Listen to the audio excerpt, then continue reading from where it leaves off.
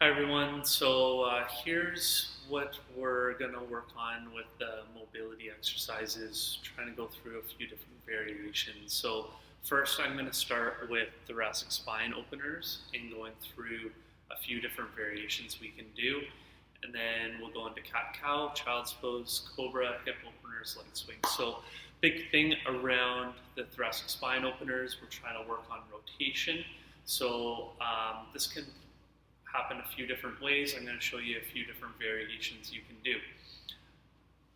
On the mat, start with that T posture. Lift your one leg over, come over top like this. So that's going to really work on opening and lengthening your glutes along with your obliques and your psoas muscle. So from here, we can do a few different things. You can do your static stretch that people have probably practiced in the past, or you can do things like open up. So when we do that, we may want to bend both knees instead, and you come across and open, come across and open, like this. Or you can keep that one leg extended underneath for an additional stretch. Or you can go into like a windmill where you're opening, going through a full cycle with your shoulder.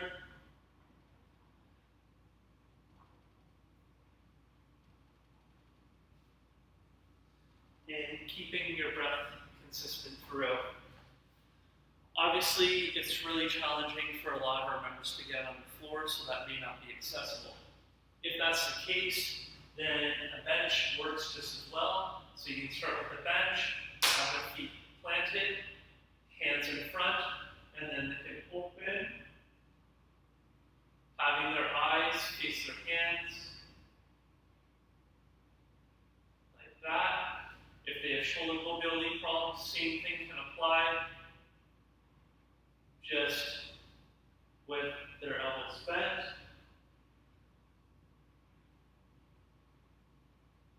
And you can even slow it down, try to put a hand on the outside, pause, come back to center, outside, pause, come back to center. This one is really good if you find that the person, when they're opening, is rotating through their lower body, so they're having a hard time disassociating. So holding that hand there and opening can be very beneficial from that standpoint. So there's a couple options. You can also graduate to the ball for them if either a bench is in use or they want a little bit of an extra challenge. They may even find this a little bit easier, but now you're going to kind of have the core kind of stabilize a little bit. And same thing, you can kind of do this and just kind of go through a little bit of shoulder movement as we're going through as well. If you want to work on that, there's just a few different options available to us. And of course, you can be creative from there as well. So there's our thoracic spine openers. Next, we have cat-cow. So I'm sure everyone's kind of seen or learned this from yoga, where you have hands underneath your shoulders, knees underneath the hips. So setup is going to be very important here. And so cat, arching the back, tucking in, chin towards chest, cow, head up, creating that lordosis, back and forth, mobilizing, pausing in between. Again, that may not be accessible if people can't get on the mat, so there's options for the bench where you can, one, lift it, and you can just kind of do that posture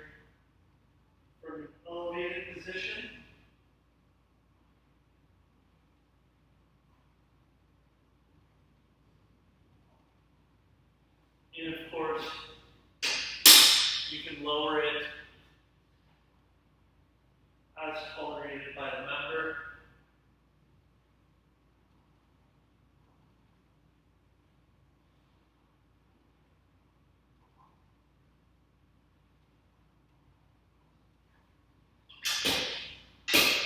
And if they're really having a hard time, you can even bring it to the bench and kind of get that extension through the spine, and then tuck the chin in.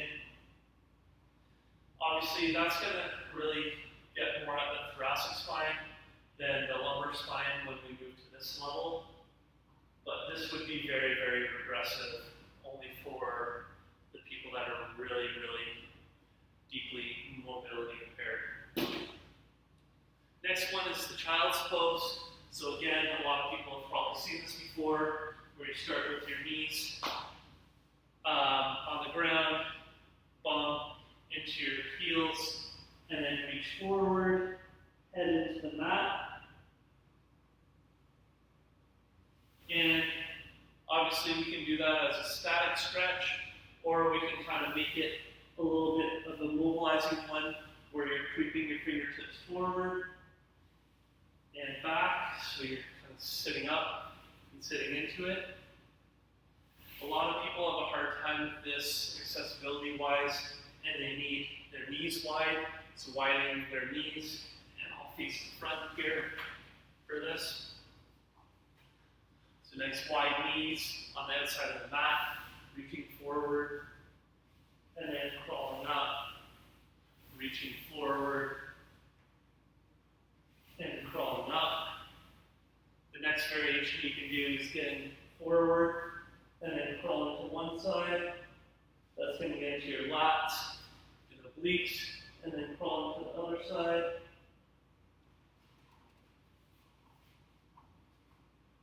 And you can just go back and forth like that.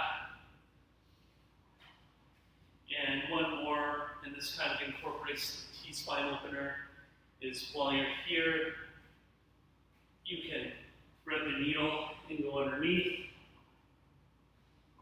open up, and reverse.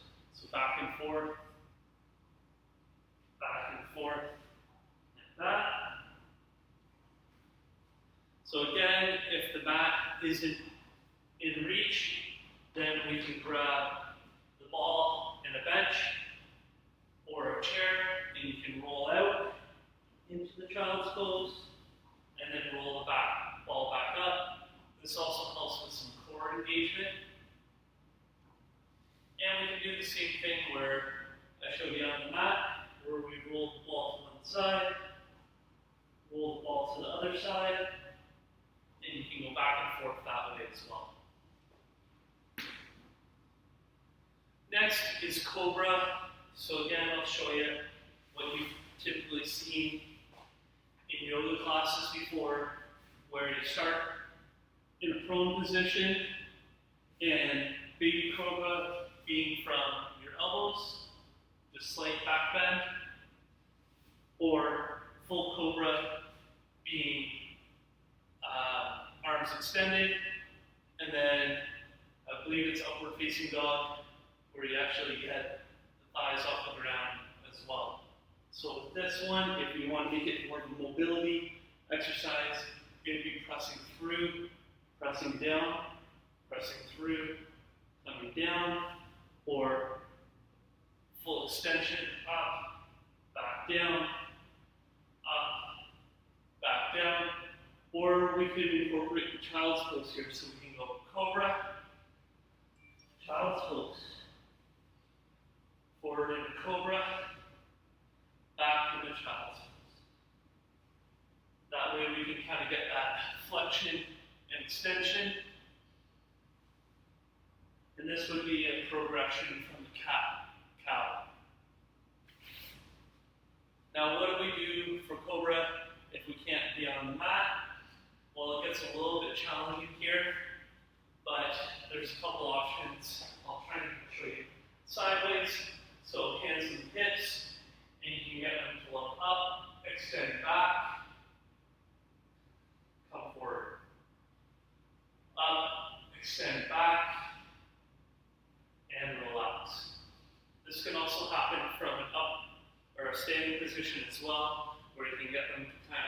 Just really look up towards the ceiling, hands on their hips just to create a little bit of support through the back. I usually actually put my thumbs right at that side joint as I'm doing that, and just help stabilize throughout.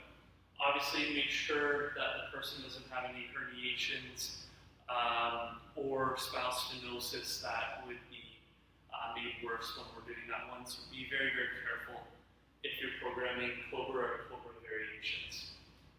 Next is hip openers. So part of the dynamic warm-up, especially for those clinics that are still running Zoom sessions.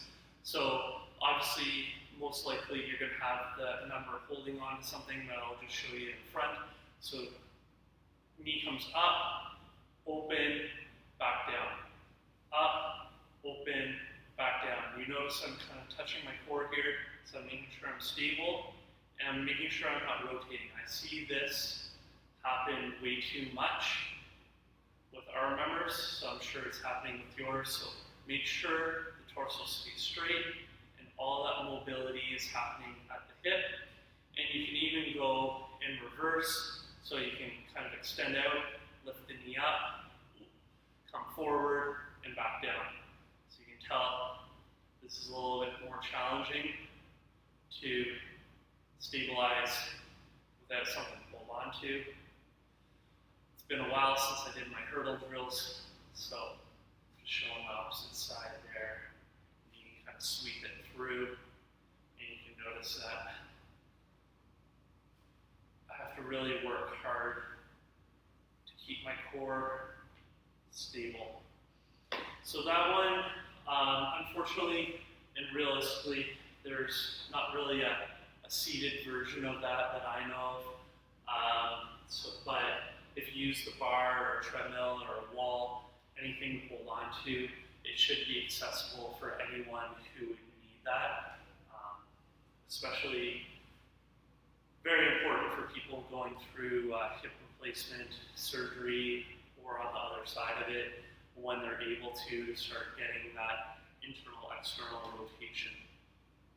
Leg swings would be the last one that I show. So again, definitely need something to hold on to here that's stable. I'm just going to demonstrate with the bench. So forward, backwards, working on flexion and extension of the hip, not flexion, extension of the spine. So a common mistake that I see here is they're coming, leaning back and leaning forward when they swing. So make sure that you're stable throughout. And you can slowly increase the person's flexibility. You can see as I go about, I can get quite flexible here. And I'm going quite quick, but you definitely won't go that quick.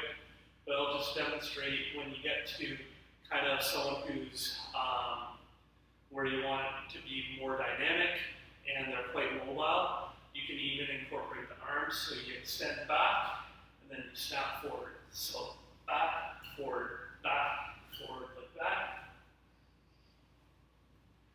And you can do the same thing with lateral leg swings. So now we're working on adduction and abduction. So it's kind of hard to demonstrate without me holding on to something. And preferably not a bench. The bar or treadmill or a wall is much better for this one. But you want to be on your toes, or we use the riser a lot here, just to get the member up if they don't feel comfortable on their toes. And same thing, you want their torso facing forward, and the legs coming across and opening up.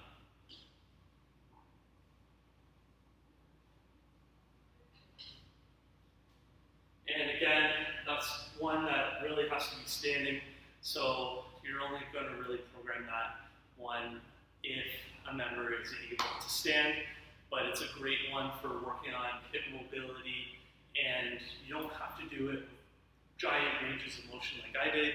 You can make it much smaller if you need to. So I hope that gives you some variations and things to consider when you're programming, and of course, these are just examples. There's tons out there, so feel free to pick your own.